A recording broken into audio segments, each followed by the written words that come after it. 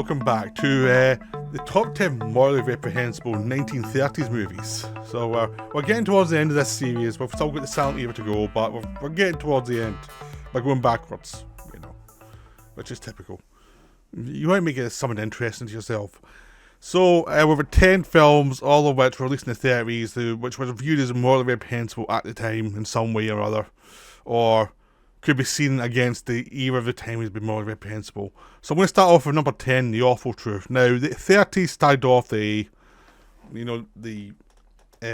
screwball comedy with Bringing Up Baby, but The Awful Truth, another Cary Grant-led film, was another one that is maybe less known, but it's a corker.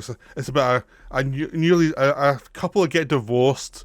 They have a court case over the dog, and then as the divorce is starting to go through and she's going to marry someone else, Cary Grant decides that he doesn't want her to marry that other person. Let's mess it up, and it very much as the what he would do with Howard Hawks, but here it's with Leo McCarey, and it is gleefully immoral in so many ways, and it's Cary Grant being a wonderful scumbag, and just having the whole idea of marriage and divorce, the sacred American institutions, as being a lot more flexible and a lot more, prone to parody and distrust, and being gleefully mocked in this film. That it's just wonderful. I mean, I really enjoyed The Awful Truth, but it is a film that sets up a lot of the conventions of the screwball comedy that would continue into the 40s, and it would just be something that would just deliver delightful things that went against all the Hollywood supposed morals are trying to show, and this shows the kind of underbelly of it all, and it's gleefully reprehensible in every possible way, and it's enjoying itself immensely. So that's number 10. Number 9 is The Black Cat. Now, the 30s was a lot of horror came out of the 30s. By the time we go to the 40s, horror kind of switched into film noir. I mean, there were still horror movies, but they weren't very serious. But the film noir kind of took the vein of horror. But in the 30s, they had a lot of gory stuff, and Bela Lugosi and Boris Karloff were the big stars. And they were put together in this film that was so extreme at the time that they had to reshoot some of it and tone it down a little bit, because you had Lugosi going for revenge against Karloff.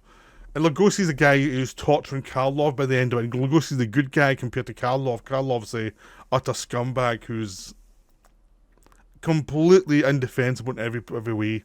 And the actors are having a ball against each other.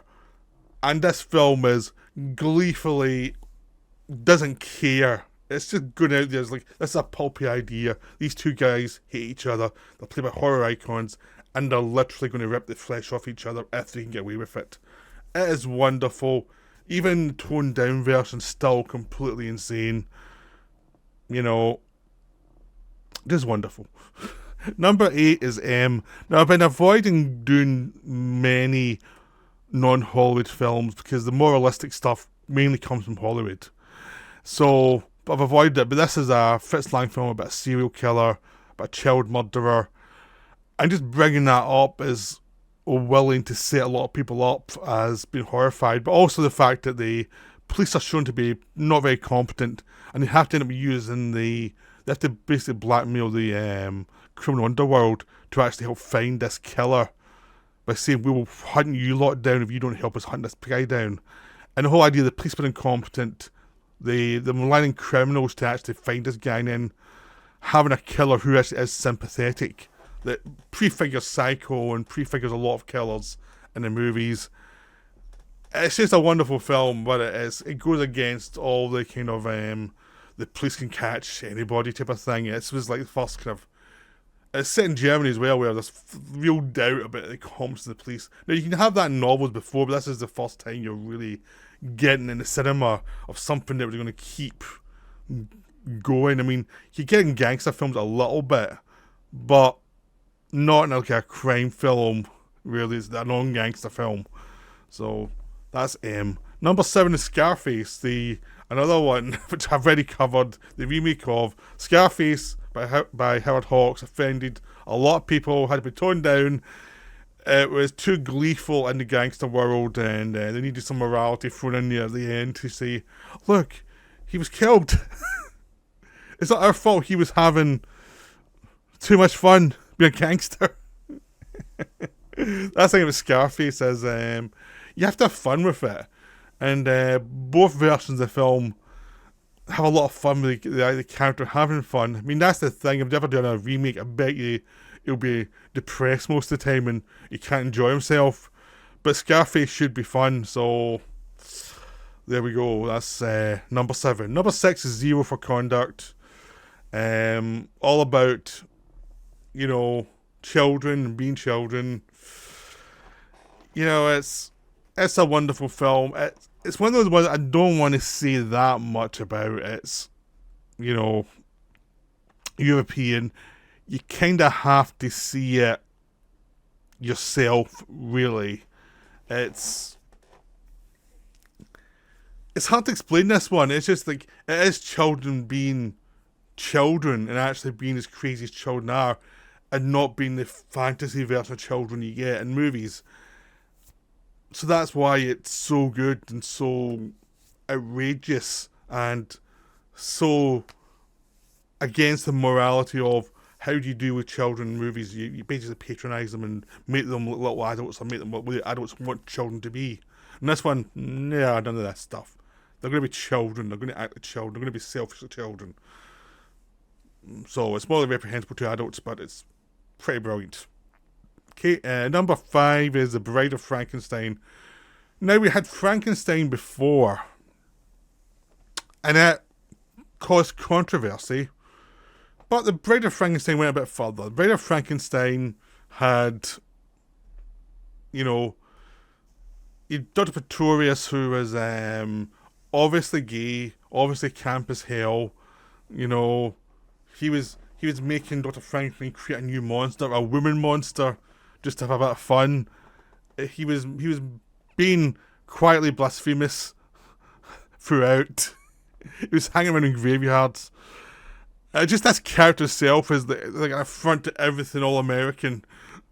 And then the whole film is campy and horrific at the same time, and very amused by the horror, and very amused by the attempts of morality to be imposed upon it by the censors. And this was like the Hays Code, and just basically saying, we can still screw you over big time with this film.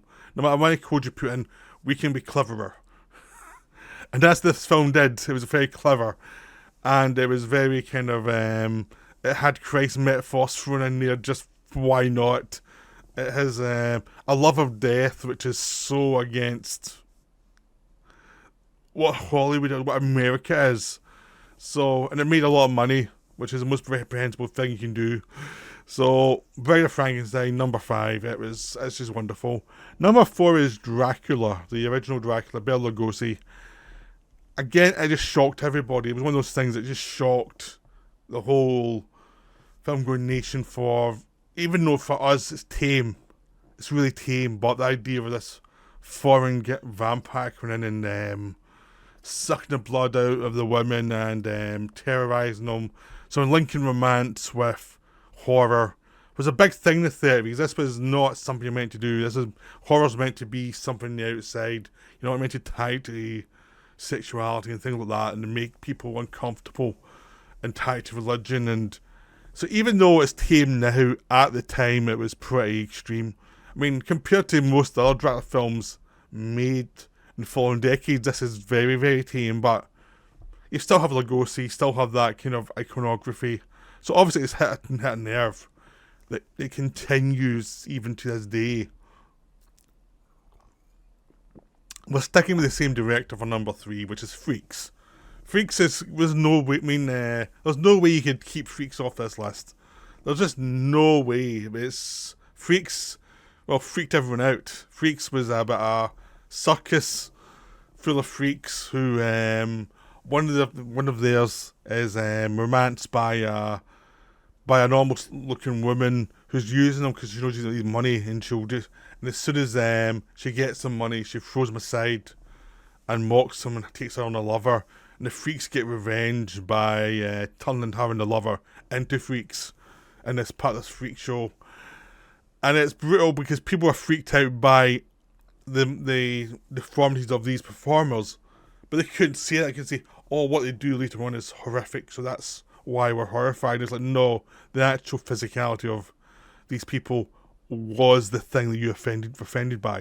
It absolutely, it just took a part of the end hypocrisy that, you know, modern cinema had in saying, oh, we're better than this. And I was like, no, you're not. You're really not. This really scared you just by showing deformity and just showing other people, other bodies that hadn't developed in the womb properly, but they're still people. So there was that kind of element that just scared everybody. So Freaks is number 3. And number 2 and 1 are quite easy. These were the easiest ones possible for me. Number 2 is Gone with the Wind because for the race stuff. It made a fortune. But it was all about the South being destroyed, even though the South was a racist institution, and it was peddling a lot of romantic notions of the South that were not true, just to make money and just to sell this film, this big epic romance to the South and to everywhere else. So they just glorified a bunch of racists to do it. It's horrific in every possible way. It actually is reprehensible in lots of ways. It's also a boring as hell film for a modern audience. It's still one of the highest grossing films ever, if you take into account inflation. So it shows you that the audience is sometimes wrong, very wrong, because they can ignore all the red flags you can place there if they have a romance they like. Number 1 is Triumph of the Will. I mean, how can this not be number 1? I mean, it's about Nazism. It's about the Nazis. What they think themselves. Lenny Riefenstahl directed it. It is a glorification of the Nazi ideal, the Nazi idea of a perfect human. It's if you want to horrify these Nazis, show them freaks. That'll really terrify them. But yeah, this is horrific look at the idealized version of what this kind of racism was, what the national purity that the Nazis were showing off was, which isn't that far from Gone with the Wind, and it's like southern racism, which again is a glorification of their own white race, and it's like it's type of thing. So it's the same kind of thing as that the number 1 and 2 get clobbered for just basically being, you know, abhorrently racist, really.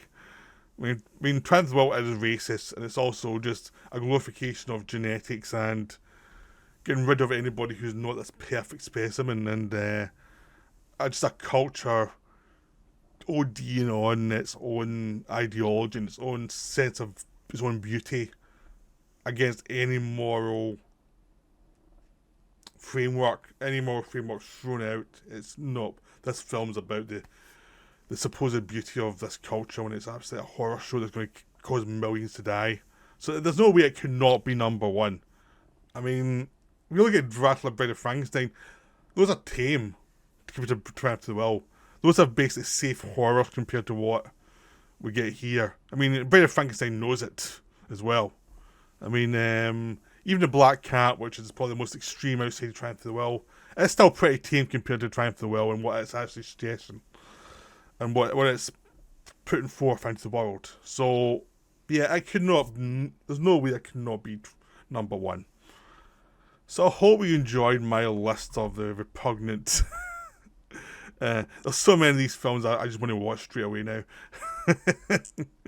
But yeah, I hope you enjoyed it. I hope you enjoyed all the videos this week. I'll be back soon with more. But that's me for now. Right, bye.